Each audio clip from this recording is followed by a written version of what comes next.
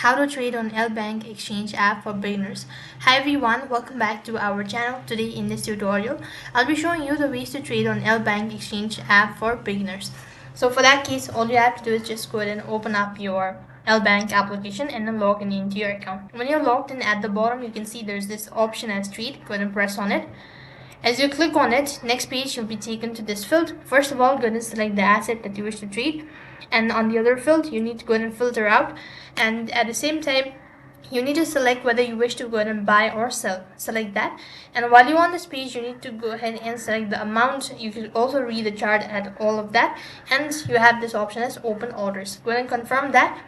See, there are different types of order that you can go ahead and customize it. That is market order, spot limit, and all of that. You could do this, and at the last you could just have to go ahead and click on open orders or confirm the transaction, and you'll be able to see that you've successfully traded on LBank exchange for beginners.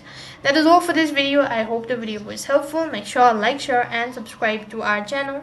Thank you for watching. See you in the next video.